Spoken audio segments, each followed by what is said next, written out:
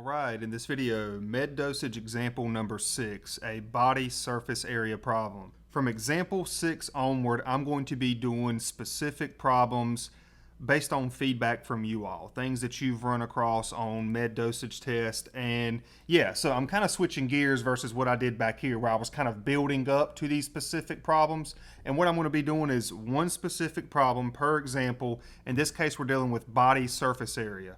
I'm going to show you two approaches here. You pick which way you like the best. So we have an order of 120 milligrams per square meter administered by mouth immediately, PO stat. What is available or what is on the drug label is 8 milligrams of this drug per milliliter. If the patient's body surface area is 2.1 square meters, how many milliliters will the nurse administer? The first method we're going to look at is what I would call the quick way, without doing any dimensional analysis, but I will come back and show you dimensional analysis at the end.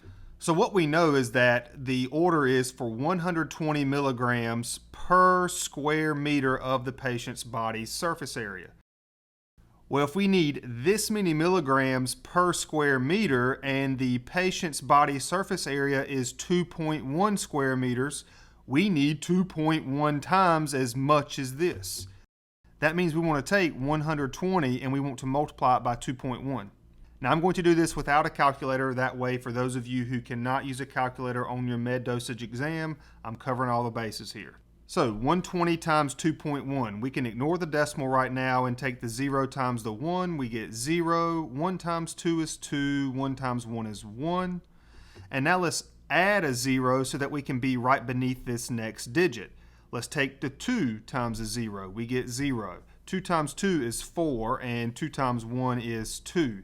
Let's add up all this stuff, reviewing how to multiply multiple digits. We get a 0, a 2, a 5, and a 2. Now, we do not need 2,520 milligrams.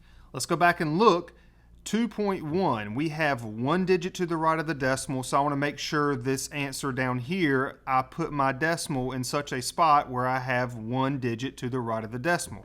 We did not have a decimal up here to worry about. That's why I didn't tack on any extra spaces. So therefore, we know that this patient needs 252 milligrams of this medication. Again, because the order is for 120 milligrams per square meter and the patient's body surface area is 2.1 square meters. That's why I multiplied 120 times 2.1. Now, based on what's available or the drug label, 8 milligrams of this medication is in 1 milliliter. That's what 8 milligrams per milliliter means. There's 8 milligrams of this medication in 1 milliliter of this medicine. Well, the patient needs 252 milligrams. Since we're getting 8 of those milligrams in 1 milliliter, we want to divide here. We want to take that 252 and we want to divide it by 8. And again, I'm going to do this pencil and paper. So 8 goes into 2, it does not. 8 goes into 25 3 times. 3 times 8 is 24. Subtract, we get a remainder of 1. Bringing down our 2. 8 goes into 12 once. 1 times 8 is 8. Subtract, we get a remainder of 4. Well, let's keep on going until we get a remainder of 0 if possible. So I'm going to do 252.0, and what's important here is to bring that decimal up in that same spot. Let's drop that 0 on down. 8 goes into 40 5 times, and 5 times 8 is 40, so we have a remainder of 0. This is the answer to our problem. The nurse will have to administer 31.5 milliliters of this medication. Now, if it's hard for you to realize when to multiply like we did here versus when to divide like we did here, let's do dimensional analysis. Now we're going to get the same answer, but this is going to be a different approach. So we know that the patient's body surface area is 2.1 square meters. I'm going to put that over 1. And our ultimate goal is to figure out how many milliliters of this medication will the patient need. So we're trying to get rid of square meters. Well, to do that, we can take what the order is, since it has a square meter in it, and I'm going to write the following. 120 milligrams per square meter, that's exactly what this looks like in fraction form. 120 milligrams per square meter. By doing this, we can cancel out the square meters. Now the word that we have left is milligrams. Well, we don't want milligrams, we want milliliters. So now we have to do one more conversion, and that's where we can bring this piece right here into the problem. We want to get rid of milligrams, so let's be careful here. 8 milligrams per milliliter. Well, the 8 milligrams needs to go at the bottom so that we can cancel out the milligrams here. Even though this says 8 milligrams per milliliter, I'm actually going to write this as 1 milliliter per 8 milligrams.